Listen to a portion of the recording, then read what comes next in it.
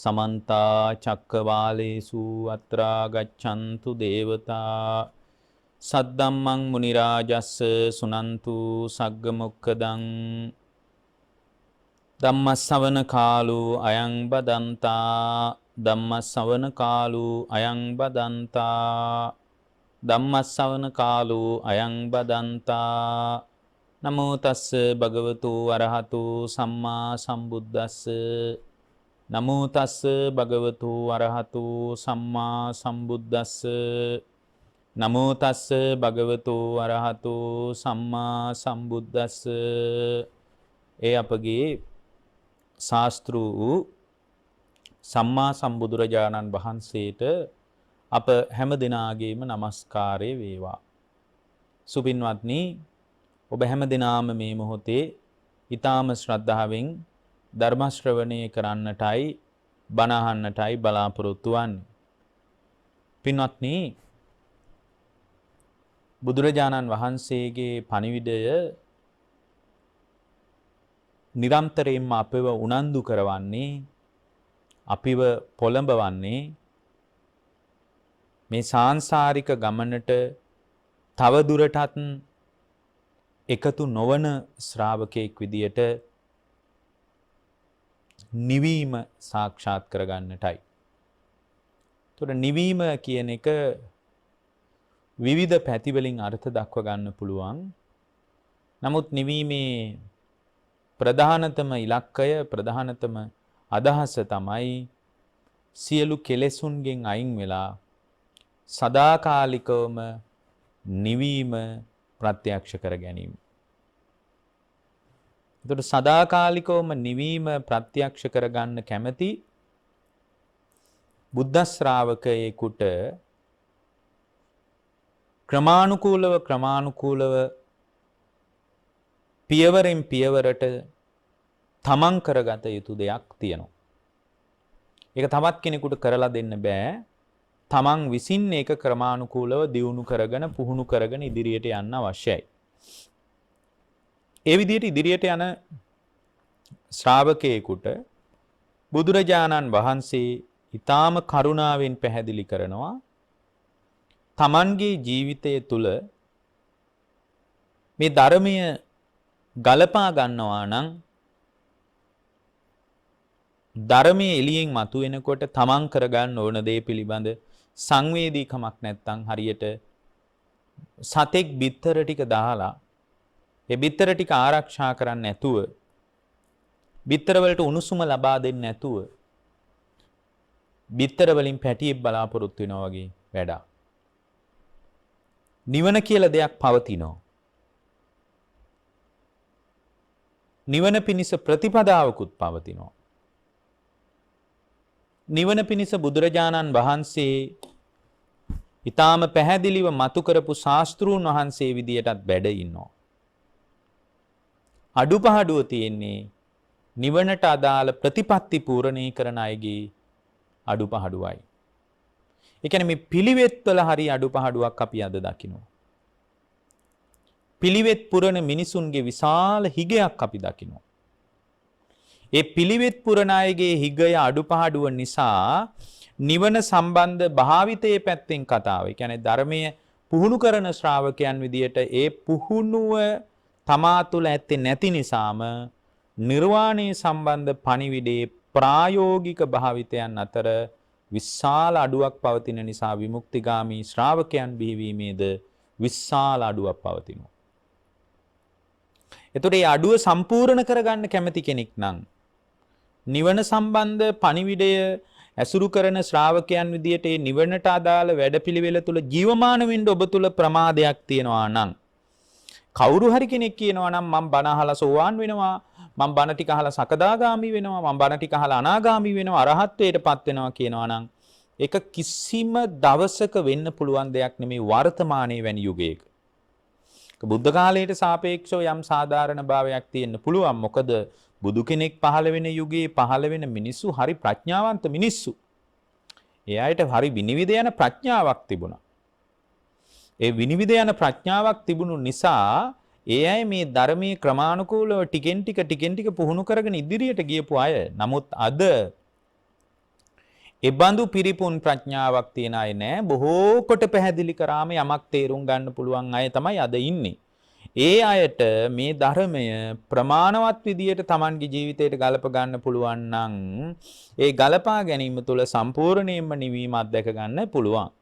ඒ නිවීම අත්දැකීම පිණිස තමාගේ පැත්තෙන් භාවිතයේ පැත්තෙන් කළ යුතු දේ පිළිබඳ මීට වඩා සංවේදීකමක් අපි තුල ගොඩනගා ගන්න අවශ්‍යයි. මම අද කල්පනා කළා ආදිත්ත පරියාය සූත්‍රය ඇසුරු කරගෙන බොහොම වැදගත් දහම් කාරණා කීපයක් ඔබට දේශනා කරන්න. මේ දේශනාව තියෙන සංයුක්ත නිකායේ. සංයුක්ත නිකායේ තියෙන සලායතන වර්ගය කියලා කොටසක්. ඒ සලායතන වර්ගයේ පින්වත්නි බුදුරජාණන් වහන්සේ පැහැදිලි කරපු සලායතන සංයුක්තයේම තියෙනවා. ඒ කියන්නේ සංයුක්ත නිකායේ සලායතන වර්ගයේ සලායතන සංයුක්තය කියලා කොටසක් තියෙනවා. ඒකේ තියෙනවා ආදිත්ත පරියාය සූත්‍රය කියලා සූත්‍රයක්. ඒ දේශනාව පටන් ගන්නේ ආදිත්ත පරියායං වෝ භික්කවේ ධම්ම පරියායං දේසිස්සාමි තං සුනාත බාසිතං මනසිකරෝත කියලා බුදුරජාණන් වහන්සේ පැහැදිලි කරනවා. මහණෙනි නුඹලාට ආදිත්‍ය පරියාය නම් වූ ධර්ම දේශනාව කරන්නම්. ඒක අහන්න හොඳට මනසිකාරය කරන්න. දරා ගන්න කියලා බුදුරජාණන් වහන්සේ දේශනාව පටන් ගන්නවා. එතකොට මේ බුදුරජාණන් වහන්සේ දේශනාවේදී මතක් කරනවා මොනවද මේ ආදිත්ත පරියායෝ ධම්ම පරියාය කියලා කියන්නේ? මොකක්ද මේ ආදිත්ත පරියාය කියන දේශනාව තුළින් මතුවෙන සත්‍ය? මෙන්න මේක බුදුරජාණන් වහන්සේ බොහෝම පැහැදිලිව දේශනා කරනවා. චරම් භික්කවේ තත්තාය අයෝසලාකාය ආදිත්තාය සම්පජලිතාය බුදුරජාණන් වහන්සේ පැහැදිලි කරනවා මහණෙනි තමන්ගේ ජීවිතය තුළ ධර්මයක් ඉදිරියට දියුණු කරගෙන යන්න කැමැත්තක් තියෙන ශ්‍රාවකයෙක්. එයා ගිහියෙක් වෙන්නත් පුළුවන්, පැවිද්දෙක් වෙන්නත් පුළුවන්. ගිහි හෝ පැවිදි හෝ වේවා, කවර තරාතිරමක කෙනෙක් හෝ වේවා, ඒ පුද්ගලයා ආදිත්ත පරියාය ධර්ම පරියාය පිළිබඳ යම් නුවණක් හදා ගන්නවා නම් එයා විසින් මුලින්ම කරන්න ඕන දේ තමයි මුලින්ම උනන්දුවක් හදා ගන්න ඕන තැන තමයි උන්වහන්සේ මතක් කරනවා චක්කු විඤ්ඤේයේසු රූපේසු අනුභ්‍යංජනේසු නිමිත්තක් ගාහෝ නිමිත්තස්සාද ගතිතං වා භික්ඛවේ විඥානං අනුභ්‍යංජනේසෝ උන්වහන්සේ මතක් කරනවා විඥානම් තිට්ඨමානම් තිට්ඨේය නානුභ්‍යංජනස්සාදාය තස්මින්ච සමයේ කාලං කරෙය තාන මේතං විජ්ජති කියලා. ඒ කියන්නේ පින්වත්නි බුදුරජාණන් වහන්සේ මතක් කරනවා චක්කු විඥාණයෙන් දත යුතු රූපයන් කෙරෙහි දැන් මේ ආදිත්ත පරියාය ධර්ම කොටාසයයි මේ පැහැදිලි කරන්නේ. නිවන පිණිස පැමිණෙන ශ්‍රාවකයෙක්ගේ මූලික පදනමට අයිති සාකච්ඡාවක් මේක. මේ කතාව තුල යම් ශ්‍රාවකයෙක් සංයමයටපත් වුනොත් ඒ සංයමයටපත් වෙච්ච කෙනා තුල තමයි නිර්වාණය සම්බන්ධ කතාව නිවනට සම්බන්ධ උපකාරාර්ථය ගැඹුරින් පෝෂණය වෙන්න පටන් ගන්න. ඒතර මෙන්න මෙතන තමයි නිවන කියන ස්වභාවය මතු කරගන්න මූලික ලක්ෂය මතු වෙන්නේ. කොහොමද? බුදුරජාණන් වහන්සේ මතක් කරනවා චක්කු විඥාණයෙන් දත යුතු රූපයන් කෙරෙහි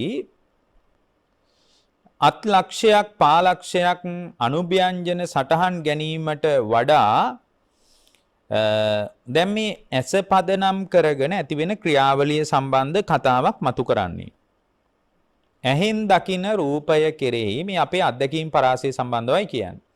ඇහෙන් දකින රූපය කෙරෙහි ව්‍යංජන අනුභ්‍යංජන සටහන් ගැනීමට වඩා ඒ කියන්නේ සාමාන්‍ය ධර්මයේ දියුණු කරන්න ඇවිල්ලා දියුණු කරන අදහසින් ධර්ම මාර්ගයට පිවිසිච්ච කෙනෙක් ඇහෙන් දකින රූපය තුලම බැහැගෙන ඉන්නවා නම් ඇහෙන් දකින රූපයේ පිළිබඳවම අභිනන්දනය කරමින් ඉන්නවා නම් ඇහැට දකින රූපය කෙරෙහිම සතුටෙන් පිළි අරගෙන ඒකටම බැහැලා ඒ ඔස්සේම Tamanගේ ජීවිතේ ගොඩනගාගෙනම ඉන්නවා නම් ඒ ඔස්සේම Tamanගේ ජීවිතේ ගොඩනගාගෙන ඉන්නවා නම් මට මතක තියාගෙන ඉන්නවා අත් ලක්ෂයක් පාලක්ෂයක් මේ විදියට හිස් ලක්ෂයක් මේ විදියට අර මේ දේශනාවේ තියෙන විදිහ මම මේ කියන්නේ.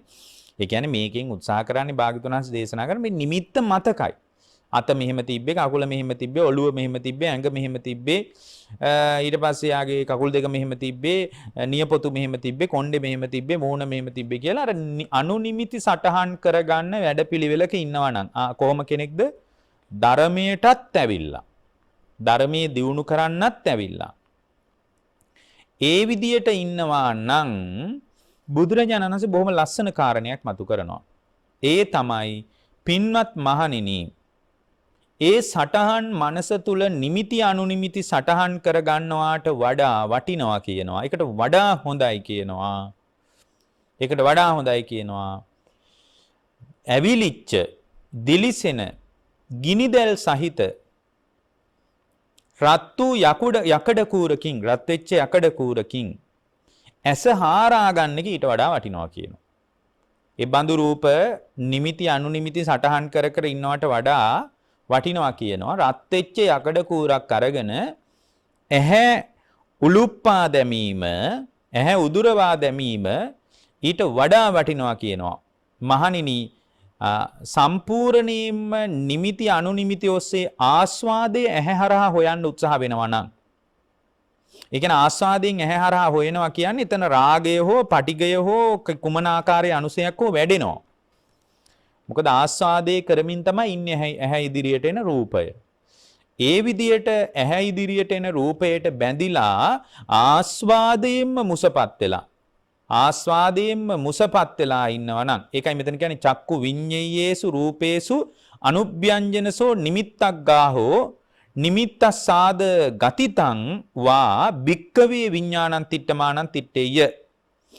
මෙහෙම කියාගෙන ගිහින් බුදුරජාණන් වහන්සේ මතක් කරනවා මේ ආස්වාදය කිරීමෙන් නිමිත්තාස්වාදයට බැඳිලා ඉන්නවා. අන්න නිමිත්තස්සාද ගතිතං වා භික්කවේ ආස්වාදයේ පදනම් කරගෙන නිමිත්ත හරහා ආස්වාදයෙන් බැඳිලා ඉන්නවා. නිමිත්ත ආස්වාදයෙන් බැඳිලා ඉන්නවා. ඒවා හොඳට මතක තියාගෙන ඉන්නවා. ඒ බැඳිච්ච විඥානීකුත් හිත පවත්වනවා. විඥානං තිට්ඨමානං තිට්ඨේය කිව්වේ ඒකයි. ඒ අනුව විඥානයත් එයා පවත්වනවා. ඒ විදියට විඥානයක් එයා පවත්වනවා නම් ආස්වාදයෙන් බැඳුනා වූ සිතක් පවත්වනවා නම් ඒ පුද්ගලයා කාලයක් ගිහින් ඒ ආස්වාදී විතරක් නම් එයාට තියෙන්නේ. ආස්වාද ජනක නිමිත්ත හරහා ඒ නිමිත්ත ඔස්සේ ආස්වාදේ කර කර ඉන්න විදිහේ හැඩයක් ස්වභාවයක් විතර නම් ඒ මිනිස්යාට තියෙන්නේ. ඒ බඳු ස්වභාවයක් තියෙන පුද්ගලයා විසින් ඒ විදිහට නම් හිත පවත්වන්නේ. ඒ බැඳිච්ච හිත පවත්වනවා නම් ආස්වාදේ කරමින් ඉන්නවා නම් ඒ බඳු හිතක් විතරක් පවත්වන එකෙන් එයා කාලයක් ගියාට පස්සේ එයා මිය ගියාම පින්වත්නි ඒකාන්ත වශයෙන් නිරය හෝ එයාට තියෙන්නේ යන් දින්නම් ගතිනම් අඤ්‍යතරං ගතින් ගච්ඡේ දෙකකට උපතක් එයා කැමති වෙන්න ඕන. උපත් දෙකකට කැමති වෙන්න ඕන. මොකද්ද?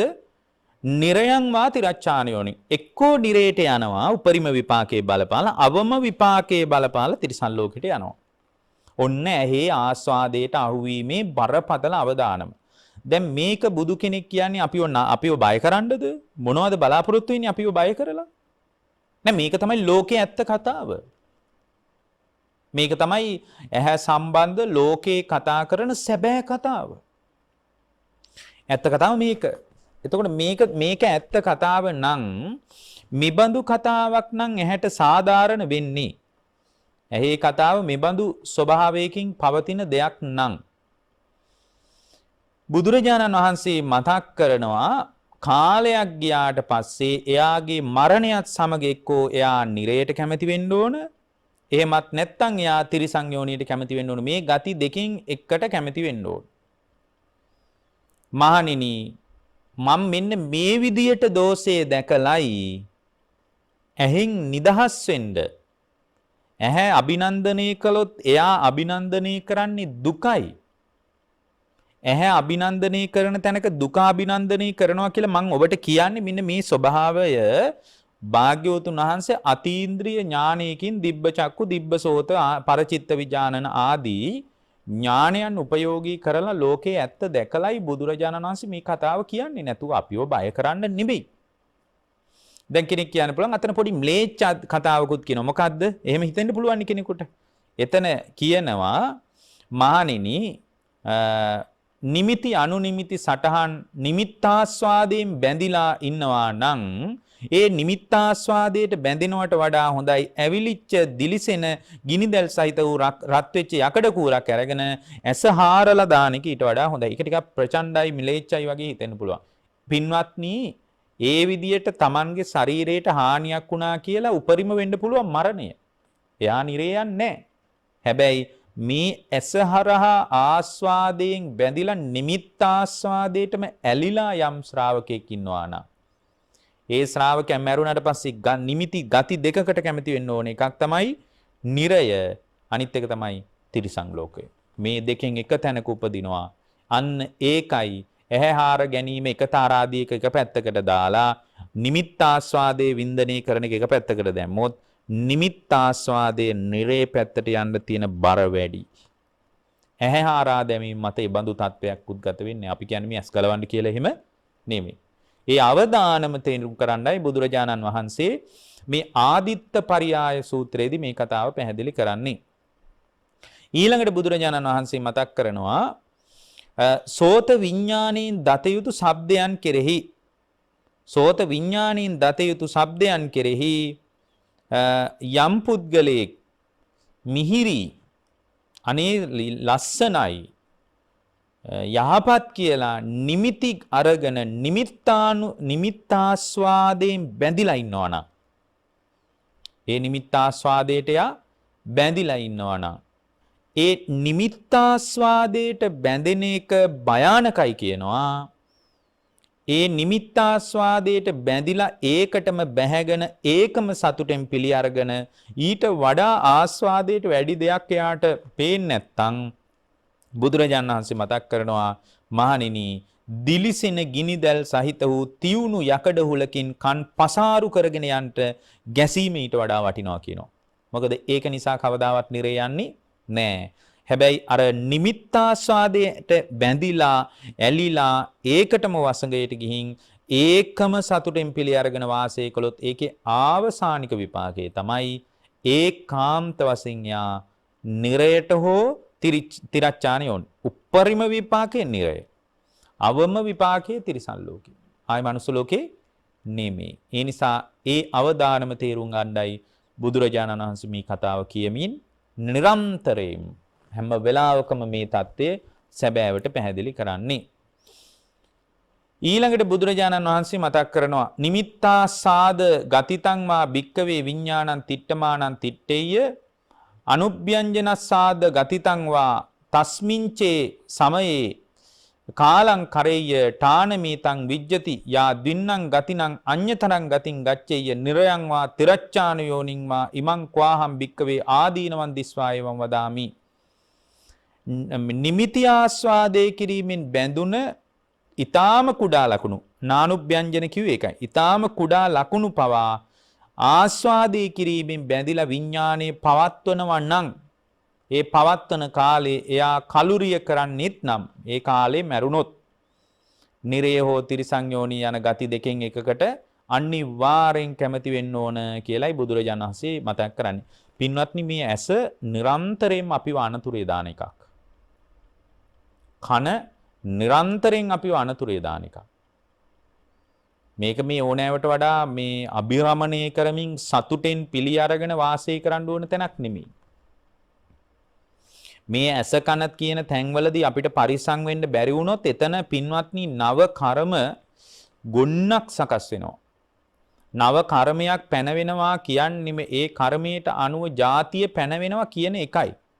ජාතිය පැනවෙනවා කියන්නේ ජාතියට සාපේක්ෂව ජරා මරණ දුක පැනවෙනවා කියන එකයි. ජරා මරණ දුක පැනවෙනවා කියලා කියන්නේ නැවත නැවත සංසාර වටේට මුල පිරුවා කියන එකයි. සංසාර වටේ නැවතුනේ නැහැ කියන එකයි. ඒ නිසා අපි හැම කෙනෙකුටම ගිහියෙක් හෝ වේවා පැවිද්දෙක් හෝ වේවා දක්ෂතාවයේ තියෙන්න ඕන තමන්ව පරිස්සම් කරගන්න තැනක නවතින්න. එහෙම බැරි වුණොත් ඕනෑම කෙනෙක් පිරිහිලා යන්න පුළුවන්. ඕනම කෙනෙක් පිරිහෙන්න පුළුවන්. මේ ධර්මයක් දියුණු කරන කෙනෙක් වුණත් හොඳට භාවනාවක් දියුණු කරන කෙනෙක් වුණත් මේ ආයතන පරිහරණය කරද්දී ප්‍රවේශම නැති වුණොත් අමාරු වැටෙනවා. අර එක තැනක තියෙනවා ඔකට බොහෝම ලස්සන සිද්ධියක්. ඒ තමයි පින්වත්නි ඒ සිද්ධිය හරි වැදගත් එකක්. ඒ තමයි බුදුරජාණන් වහන්සේ දේශනා කරපු ධර්මයට අනුව එක මිනිසෙක් ධර්මයේ දියුණු කළා. මේ මිනිස්සයා පිරිහුණා. හොඳට දියුණු කළා. හොඳට ධ්‍යාන දියුණු කළා. ඉතින් මේ මිනිස්සයා පිරිහිලා අන්තිමටම දරුමල්ලු රකින්න තැනකට වැටුණා. දරුමල්ලු රැකගෙන මේ මිනිස්සයා හරි කෙට්ටුයි. කුඹුරු වැඩ කරනවා. කුඹුරු වැඩ කරලා තමයි ජීවිතේ පවත්වන්නේ. කුඹුරු වැඩ කරලා ජීවිතේ පවත්වන මේ මිනිස්සයා එක දවසක් නියරක් දිගේ කුඹුරු වැඩ කරලා පොඩි සරං කොටයක් ඇඳගෙන හරි කැහුටු ගැහිච්ච මිනිස්සෙක්. හරිම කෙට්ටුයි. මේ මිනිස්සයා එනවා. මේ මිනිස්සයා එනකොට මේ ලොකු ස්වාමීන් වහන්සේ නමක් එක්ක මේ පොඩි ස්වාමීන් වහන්සේලා ගමනක් වැඩම කරලා වඩිනවා මේ ලංකාවේ. වඩිනකොට අර පුංචි හාමුදුරුවරු අර කැහුටු ගැහිච්ච බොහොම කෙට්ටු මිනිස්සයා පෙන්නලා විහිළු කරන්න ගත්තා. කොහොමද විහිළු කරේ? සමහර අය කිව්වා ආන් ඔයාගේ බාප්පා වගේ කෙනෙක් යනවා. ඔයාගේ තාත්තාන් යනවා කියලා. අපි උනත් සාමාන්‍ය මිනිස්සුත් එහෙම විහිළු කරනවානේ පොඩි වෙනසක් තියෙන අසාමාන්‍ය ශරීරේ මිටි වෙච්ච ඒ වගේ මිනිස්සු පෙන්නලා කියනවා ආන්න ඔයාගේ අහවලා යනවා ඔයාගේ අහවලා යනවා කී අපි කියනවා නේද විහිළුවට. අන්න ඒ වගේ විහිළු කරනකොට මේ කුඹුරු කොටන මිනිස්සයාට මේ කතාව ඇහුණා. ඇවිල්ලා මේ මිනිස්සයා අඩිය ඉක්මන් කරලා අර ලොකු ස්වාමීන් වහන්සේ ළඟට ඇවිල්ලා මේ උදැල්ල එහෙම පැත්තකින් තියලා වන්දනා කළා. වන්දනා කරලා කියනවා ස්වාමීනි මේ පොඩි ස්වාමීන් වහන්සේලා මට විහිළු කරනවා. මට ඒක ප්‍රශ්නයක් නෑ. මාව පෙන්න මේ පොඩි හාමුදුරුවෝ විහිළු කරනවා. අනේ මට කිසි ගැටලුවක් නෑ හාමුදුරණීකට. මට කිසි ප්‍රශ්නයක් නෑ. නමුත් හාමුදුරුවනේ ඒක නෙමෙයි මට ප්‍රශ්නේ. මේ පුංචි හාමුදුරුවරු මේ විදියට විහිළු කරනකොට මට එක දෙයක් මතක් වුණා. හාමුදුරුවනේ මම ඔය විදියටම කාලයක් පැවිදි වෙලා හිටිය කෙනෙක්. මමත් ඔය විදියටම පැවිදි ජීවිතයක් ගෙවපු කෙනෙක්. මම ওই විදියට පැවිදි ජීවිතයක් ගෙවාගෙන ඇවිල්ලා එක දවසක් මම පැවිදි ජීවිතේ පිරිහුණා. මං කඩා වැටුණා. එතකොට මම පැවිදි ජීවිතේ කඩා වැටුනේ හාමුදුරුවනේ නිකම්ම කෙනෙක් විදියට නෙමෙයි. දැන් මේ පොඩි හාමුදුරුවෝ වගේ විහිළු තහළු කර කර ඇවිදපු මිනිහෙක් නෙමෙයි මං ඒ කාලේ. ඔය විදියට වචනේ අසංවර කරගත්ත කෙනෙකුත් නෙමෙයි මං ඒ කාලේ. මම හොඳට ධ්‍යාන සමාපatti දියුණු කළා. හැබැයි මට නිකලස් වෙන්න බැරි වුණා. නමුත් මං ධ්‍යාන සමාපatti දියුණු කළා හාමුදුරුවනේ. මං කොච්චර හොඳට ධ්‍යාන සමාපatti දියුණු කළාද කියනවා නම් ඒ ධ්‍යාන සමාපatti වල අග්‍රම ප්‍රතිලාභයේ විදියට හාමුදුරුවනේ මම 4 වෙනි ධ්‍යානයෙන් නැගිටලා අවකාශයට පැන නැගලා ඉර පවා ස්පර්ශ කරලා තියෙනවා. මං ඉරත් අත ගාලා ඇවිල්ලා තියෙනවා. මම ඉර පවා ස්පර්ශ කරලා ආපු මිනිස්සෙක් මම. හාමුදුරුවනේ ඉර පවා අත ගාලා ආපු මමත් ධ්‍යානෙනුත් පිරිහිලා කඩා වැටුණා නම්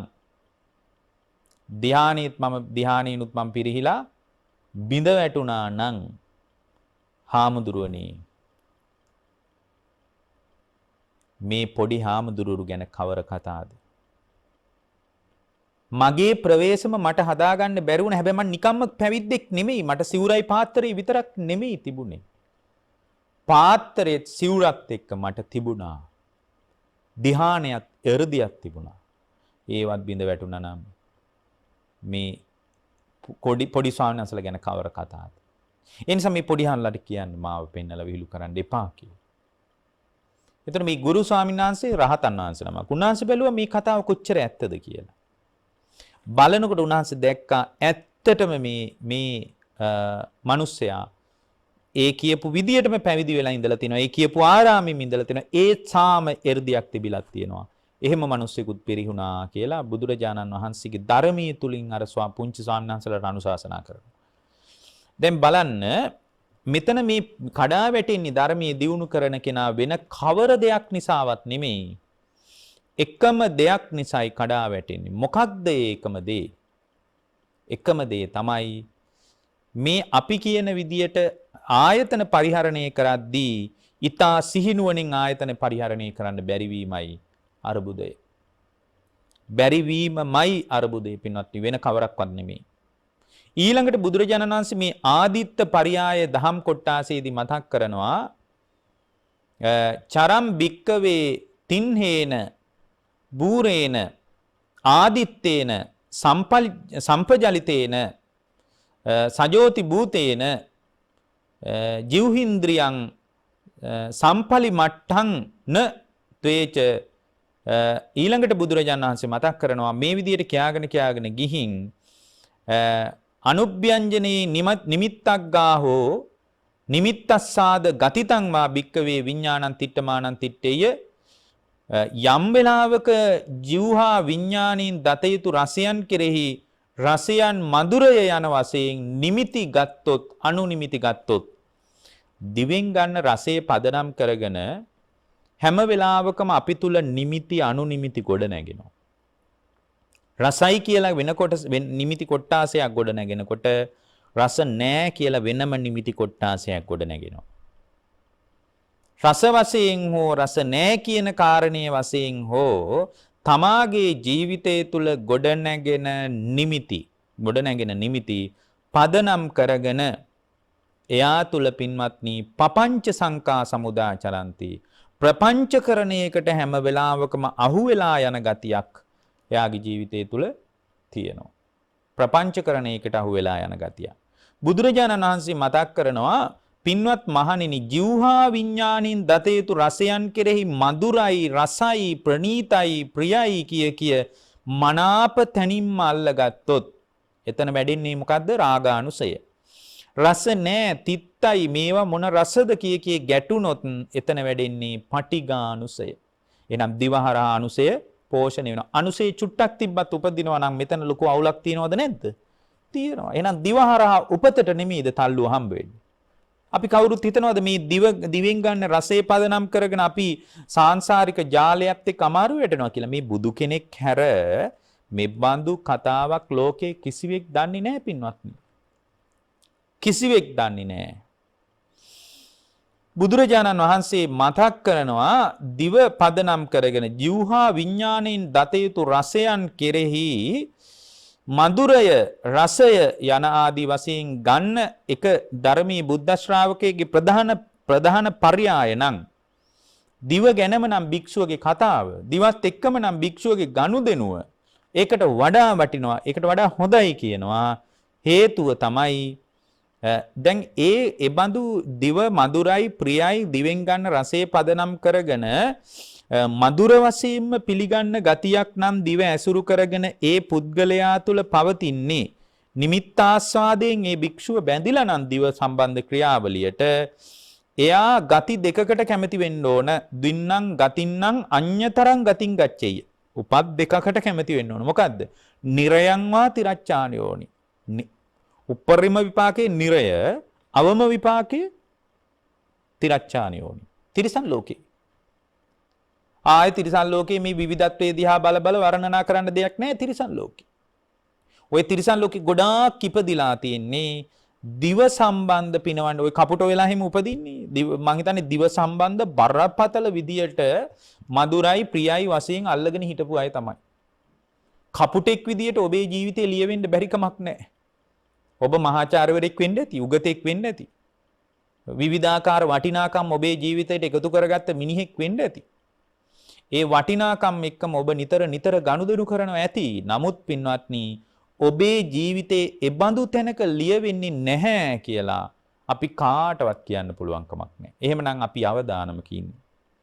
ඒකයි බුදුරජාණන් වහන්සේ මතක් කරන මහණෙනි, ජීවහා විඥාණයෙන් දත යුතු ජීවහා විඥාණයෙන් දත යුතු රස භාවයන් කෙරෙහි බැහැගෙන ඇලිලා ඒවටම ලෙංගතුකම් පාගෙන යම් පුද්ගලයෙක් Tamanගේ ජීවිතයේ ගොඩනගාගෙන ඉන්නවා නම් ඒකට වඩා වටිනවා කියනවා රසයන් මధుරයි වශයෙන් පිළිගත්තොත් ඒකට වඩා වටිනවා කියනවා ඇවිලිලා ගිනියම් වෙච්ච දෙලිසෙන ගිනිදැල් සහිත සියුම් වූ දැලිපිහියකින් දිව කපා ගැනීමම යහපත්ය කියනවා. බොහොම තද්ද බල ප්‍රකාශනයක් භාග්‍යවතුන් වහන්සේ මතක් කරන්නේ. ඊට වඩා මහණෙනි හොඳයි මේ දැලිපිහියක් කරගෙන දිව කපා ගන්න එක කියලායි කියන්නේ. හේතුව දිව කපාගත්ත එක නිසා නිරේ යන්නේ. හැබැයි අර මధుරයි රහයි කියන එක නිසා යා දුගතියට වැටෙන්න තියෙන අවස්ථාව වැඩි. මේ අවදානම බලවත් ලෙස මතු කරන්නයි ඒක අවධාරණය කොට කියන්නයි මේ බුදුරජාණන් වහන්සේ අපිට අනුකම්පාවෙන් මේ කතාව කියලා දෙන්නේ. ඊළඟට කියනවා ඊළඟ කාරණේ තමයි චරම් භික්කවේ තින්හාය සත්‍යා ආදිත්තාය සම්පජලිතාය සජෝති භූතාය කායින්ද්‍රියං සම්පලි මට්ටං න ත්වේච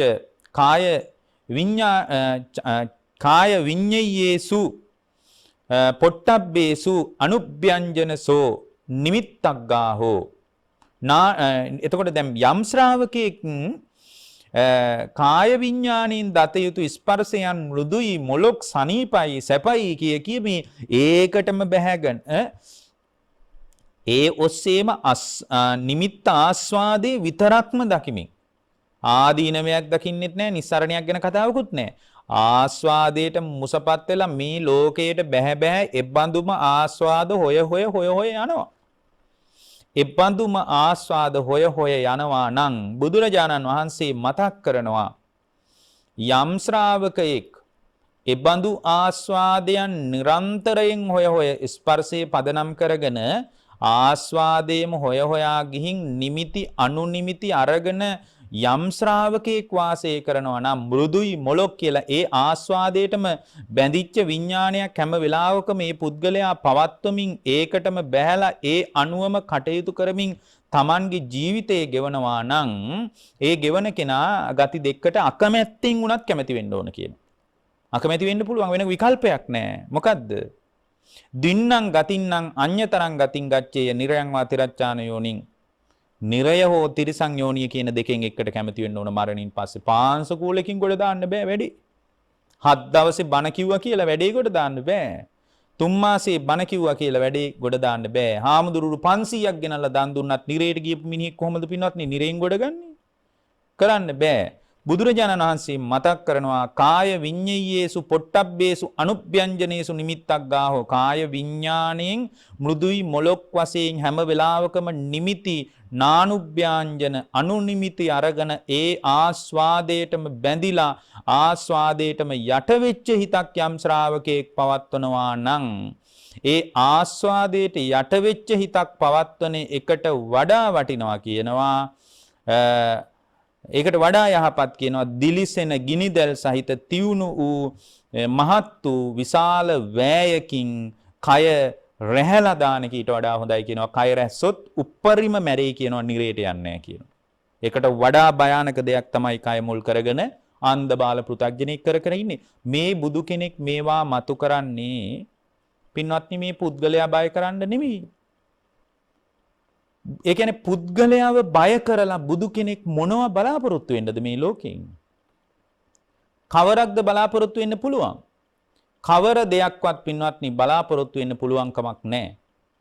ඒ නිසා අපි ඉන්නේ අවදානමක. මේ අවදානම තේරුම් ගන්නයි බුදුරජාණන් වහන්සේ තාම තියුණු විදියට මේ සත්‍ය මතු කරලා අපට පෙන්නලා දෙන්නේ.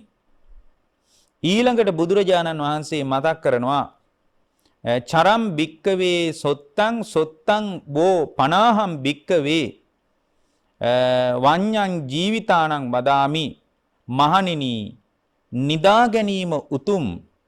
මහණෙනි නිදා ගැනීම වනාහි මම ජීවිතයාගේ වඳවීමයයි කියමි. යන්න බලන්න. බුදුරජාණන් වහන්සේගේ ශ්‍රාවකෙක් ප්‍රමාද වෙමින් කාලය ගෙවනවා නම් මහණෙනි මම නිදා ගැනීම උතුම්. නිදා ගැනීම උතුම්ය. නිදා ගැනීම ශ්‍රේෂ්ඨය කියලා ඒ ධර්මයේ දියුණු කරන මුවාවෙන් ධර්මයේ පැත්තට නැමිච්ච කෙනෙක් නිකන් හාන්සි වෙලාම ඉන්න බලනවා නම් මහණෙනි මම ජීවිතයේ වඳභාවය කියලා කියන්නේ ඒකටයි. ජීවිතයාගේ නිශ්චල භාවය කියන්නේ ඒකටයි. ජීවිතයේ මුලාව කියන්නේ ඒකටයි. යම්බඳු විතර්කයන්ගේ වසඟයට ගියේ සංඝයා බිඳවන්නේද එබඳු විතර්කයන් කල්පනා කිරීම නොවටින්නේය. මහණෙනි මම මේ දෝෂය දැක මේ විදියට පැහැදිලි කරන්නේ.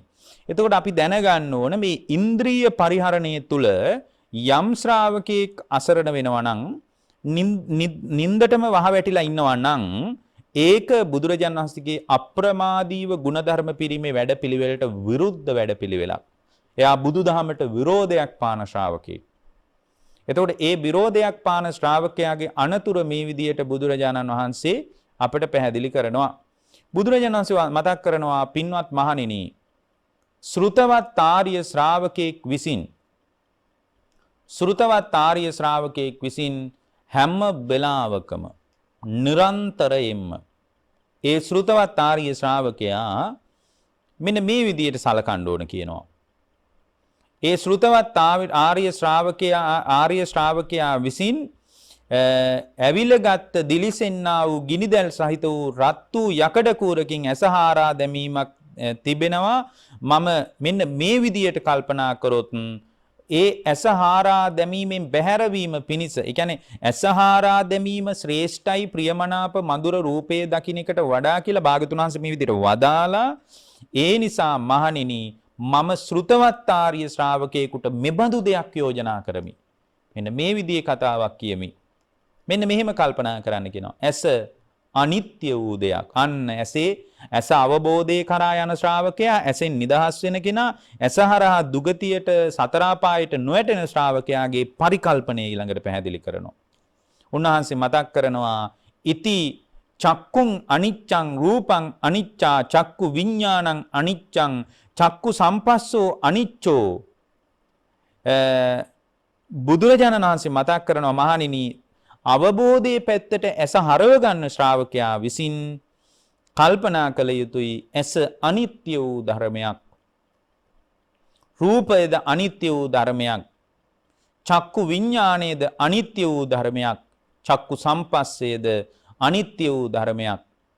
චක්කු සම්පස්සේ නිසා යම් සැපක් හෝ දුකක් හෝ අදුක්කම සුඛ වේදනාවක් උපදිනවා නම් මේ වේදනාවද අනිත්‍ය වූ ධර්මයක් වශයෙන් මේ ඇස සම්බන්ධ ක්‍රියාවලිය තුළ, ඒ කියන්නේ නාම රූප ධර්මයන්ගේ පහළවීමේ ක්‍රියාවලිය අනිත්‍ය වශයෙන්ම දකිනකොට ඇස හරහා කෙලෙස් ධර්මයන් උපදින එක වේගයෙන් බිඳ වැටෙනවා කියනවා. වේගයෙන් බිඳ වැටෙනවා. එහෙමනම් මේ ඉන්ද්‍රිය පරිහරණය තුළ අනිත්‍ය වශයෙන් දකින්නයි තියෙන්නේ.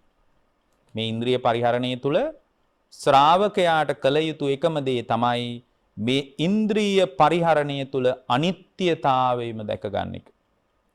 අනිත්‍යතාවයම දැක ගන්න එක. එතකොට අනිත්‍යතාවයම දැක ගන්නකොට එයා තුළ ඔන්න අර බුද්ධ ශ්‍රාවක භාවයට අදාළ මූලික ලක්ෂය උපදින්න පටන් ගන්නවා. මූලික ස්වභාවය උපදින්න පටන් ගන්නවා. කොහොමද මේ මූලික ස්වභාවය උපදින්නේ?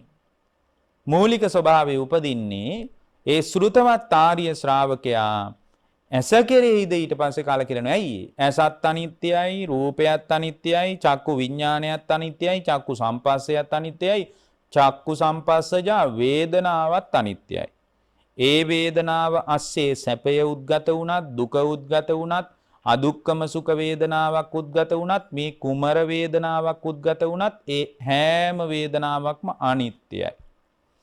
අනිත්‍ය වූ වේදනාව තුල අනිත්‍ය වූ ඇස තුල අනිත්‍ය වූ රූපය තුල අනිත්‍ය වූ චක්කු විඥානය තුල චක්කු සම්පස්සය තුල අනිත්‍ය වෙලා යනවා නම් නිට්ටයයි සුඛයි කියලා අල්ලගත්තට වඩා කලකිරීමයි වටින්නේ. කලකිරීම නිසා එයා රූපය ගැනද ඇස ගැනද චක්කු විඥානය ගැනද චක්කු ඔක්කොම ගැන කලකිරෙනවා. කලකිරීම නිසා චක්කු සම්පස්සය මේවා ගැන කලකිරීම නිසාම එයා තුල නොයල්මක් හට ගන්නවා මේවා කෙරේ. නොයල්මක් හටගත්තාම එයා තුල විරාගයක් ඇති වෙනවා. නොයල්මම ඇති වෙලා විරාගා විමුක්ති. අන්න එතකොටයි එයා ඇහෙන් මිදෙන්නේ. කනින් මිදෙන්නේ. එතකොට ඇහෙන් දැක්කාම දැක්ක තැන අතෑරිලා යනවා. අන්න රහතන් වහන්සේගේ චින්තනය. කනින් ඇහුවාම අහපු තැන අතෑරිලා යනවා. රහතන් වහන්සේගේ චින්තනය. නාසයට දෙයක් දැනුණාම දැනිච්ච තැන අතෑරිලා යනවා. අවබෝධයටපත් වෙච්ච කෙනෙකුගේ චින්තනය. පහස දැනුණාම දැනිච්ච තැන අතෑරිලා යනවා. අවබෝධයටපත් වෙච්ච කෙනෙකුගේ චින්තනය. ඒතර අවබෝධයටපත් වෙච්ච කෙනෙක්ගේ චින්තනයේ යථාර්ථය දැනගන්න ශ්‍රාවකයෙක් විදියට ජීවිතයේ අවබෝධයේ පැත්තට Tamanගේ මනස හසුරුවා ගන්නට වැඩි වැඩියෙන් උනන්දු වන ආදිත්ත පරියාය දේශනාව ඇසුරෙන් අද කෙටි දහම් කාරණා ටිකක් අපි පැහැදිලි කළේ. හැම දිනාටම ජීවිතාවබෝධය ධර්මාවබෝධයේ පිණිස මේ